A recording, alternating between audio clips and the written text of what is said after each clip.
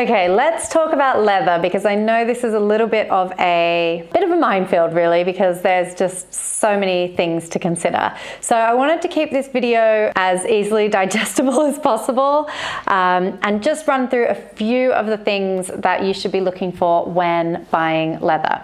So the first one is that I do talk a lot about the thickness of leather, and I usually say between 1.5 to 2 mil thickness is a great place to start.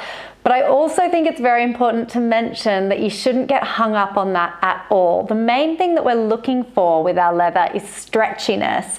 And of course, as we're making shoes, we're stretching them over the last. So if your leather has no stretch, it's going to be a nightmare to work with. So when it comes to buying leather, there's a few things to take into consideration. You can either buy in person or you can buy online. Now, recently there have been some more online sellers that have been actually selling really great quality leather. It used to be a thing of the past that you'd sort of stay away from buying leather online purely because each piece is going to have certain imperfections.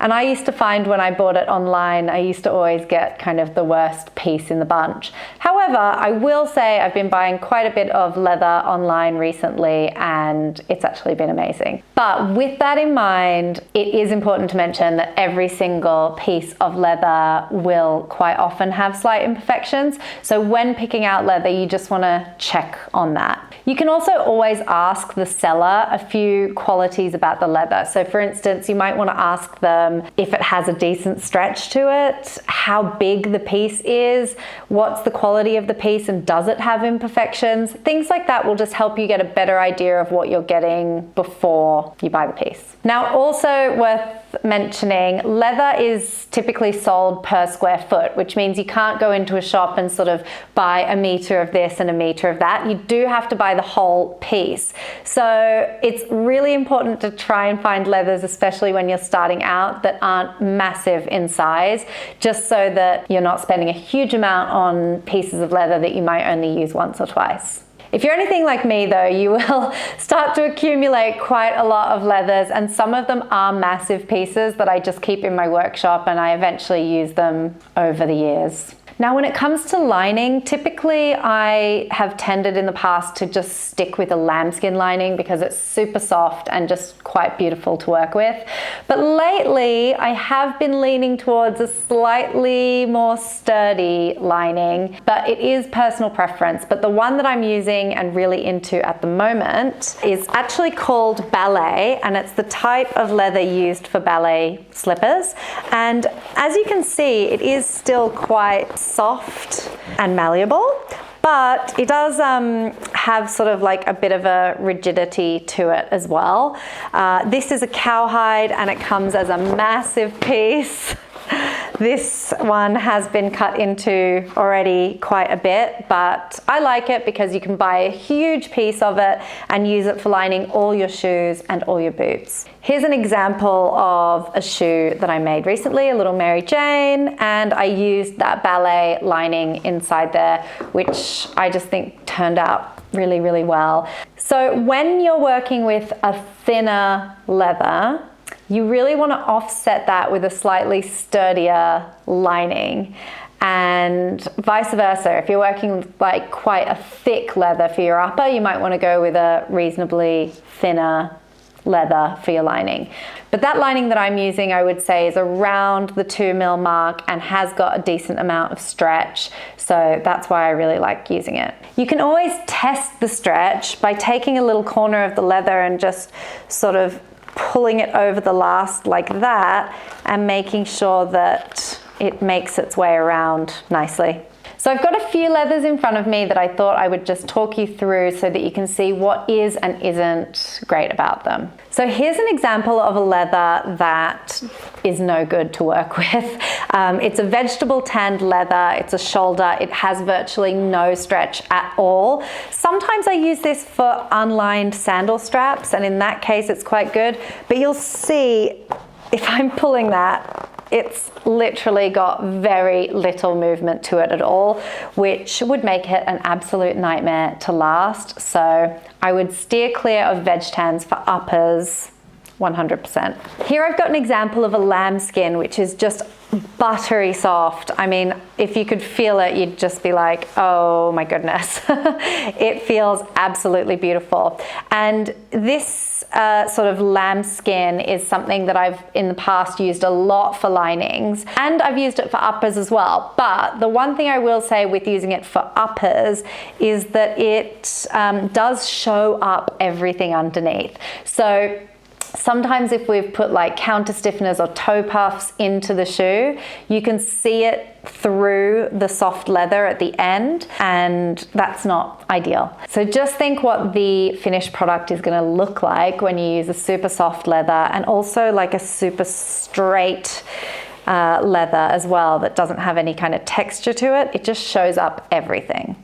And on the other end of the spectrum to that, we've got a leather like this one, which has a snake skin embossed kind of laser cut texture to it.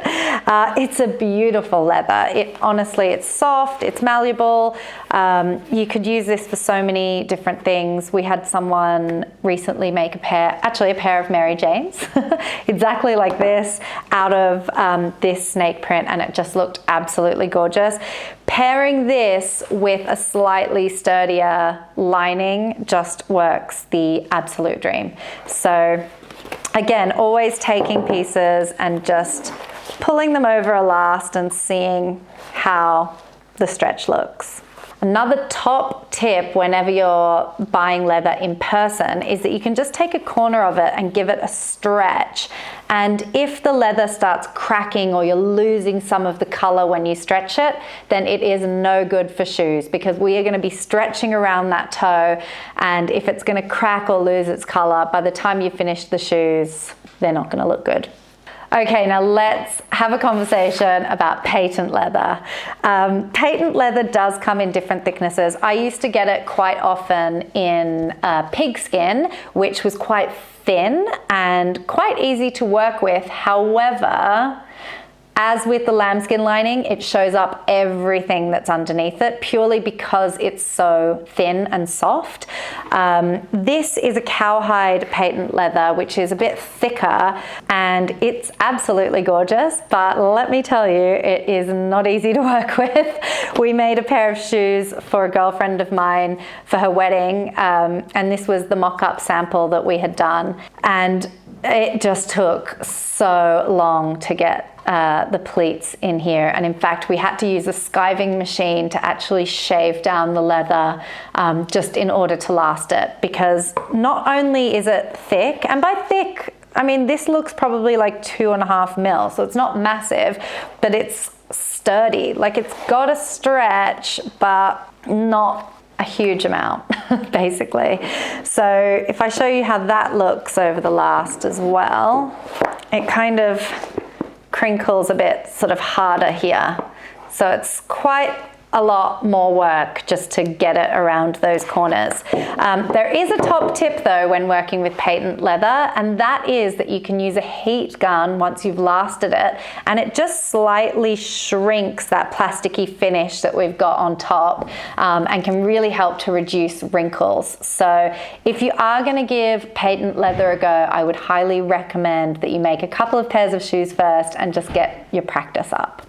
Now, in terms of really thick leathers, I've got in front of me here the gold leather in which I made these boots. This is thick. Parts of it look like 3 to 4 mil thick, but it's kind of still floppy, you know?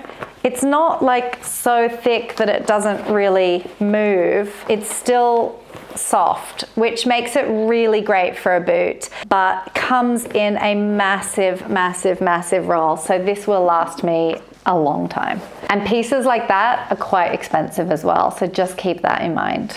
Now, when you're going to be using a thick leather, you may end up with a slightly nicer looking finished product just because that leather is sort of holding the shape really well and not showing up any imperfections. But I'd really recommend, if you are going to use a thicker leather, then do a raw edge top line, just for ease of sewing and for a better finished product. Now, really quickly, I'll just cover faux leathers. If you're going to be working with a vegan alternative, quite often it actually soaks in the glue and doesn't stick very well. So if you are going to be playing around with vegan alternatives, I would highly recommend that you use the stronger glue rather than the water-based one, and be super careful when using your heat gun, because some faux leathers have like a plasticky kind of finish and they can melt really quickly. And last but not least, when it comes to working with fabrics, I highly recommend you iron on a stretch interfacing just to give your fabric a little bit more stiffness.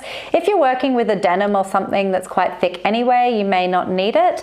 But if you're working with a super thin fabric, I'd highly recommend you use an interfacing and counteract the thinness of the leather by using a slightly sturdier lining. I hope that helps answer some of your questions, but if you have more, please ask them in the comments down below and we will be happy to answer them.